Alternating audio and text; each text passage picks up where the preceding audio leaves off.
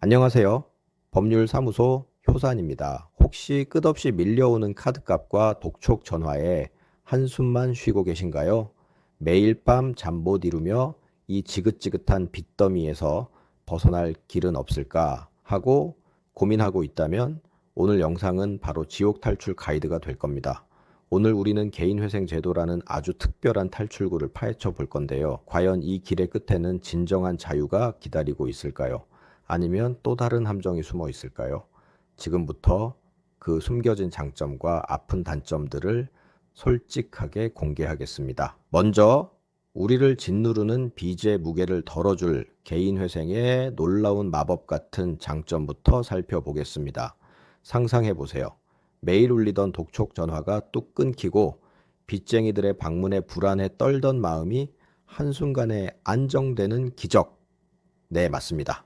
개인회생을 신청하는 순간 법적인 보호막이 생겨 채권자들의 무자비한 추심과 독촉에서 즉시 벗어날 수 있습니다.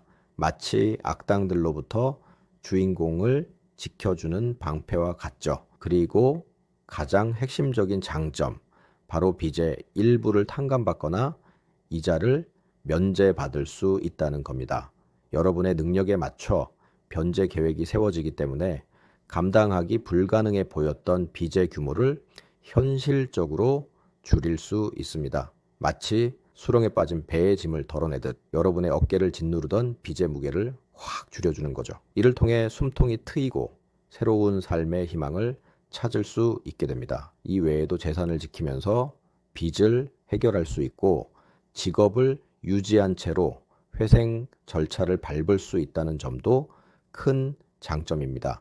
빚의 악순환을 끊고 인생의 두막을 열어줄 진정한 기회가 바로 개인회생 안에 숨어 있습니다. 자, 이제 장밋빛 환상만 이야기할 수는 없겠죠? 개인회생이라는 탈출구에도 분명히 넘어야 할 산과 감수해야 할 불편함들이 존재합니다.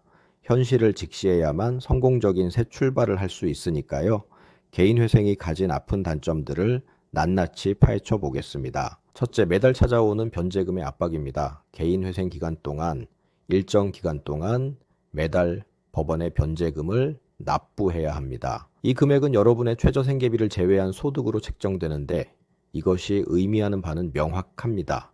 평소 소비 습관을 대폭 줄이고 허리띠를 졸라매는 검소한 생활을 유지해야 한다는 뜻이죠. 2025년 기준 1인 최저 생계비가 약 143원이니 이 금액으로 한 달을 버텨야 한다고 생각하면 결코 쉽지 않은 도전이 될 수 있습니다. 둘째, 신용카드와 영원히 이별해야 할지도 모르는 냉혹한 현실입니다.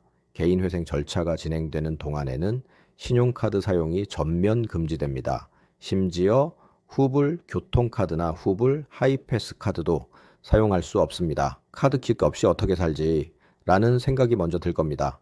물론 체크카드는 사용할 수 있지만 급할 때 유용했던 신용대출이나 할부 구매는 꿈도 꿀 수 없게 됩니다.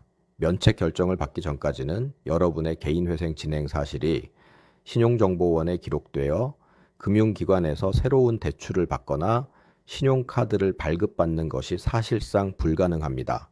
전셋집을 구하거나 내 집 마련을 꿈꾼다면 한동안은 이 꿈을 잠시 접어두어야 할 수도 있습니다. 고금리 대출의 유혹은 절대적으로 피해야 하는 시기입니다. 셋째, 법원의 감시를 피할 수 없다는 점입니다. 특히 조건부 인가 결정을 받은 경우에는 더욱 그렇습니다.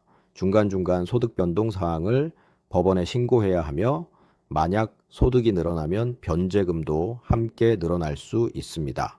마치 늘 누군가 내 소득을 지켜보고 있다는 느낌을 받을 수 있죠. 소득이 불안정하거나 소득 출처가 불분명하거나 최근에 취업한 경우 등 다양한 이유로 조건부 인가를 받게 될 수 있습니다. 마지막으로 산더미 같은 서류와의 전쟁입니다. 개인회생 신청 시 준비해야 할 서류가 상상을 초월할 정도로 많고 복잡합니다. 혼자서 이 모든 서류를 준비하다가 지쳐 포기하는 경우가 정말 많습니다.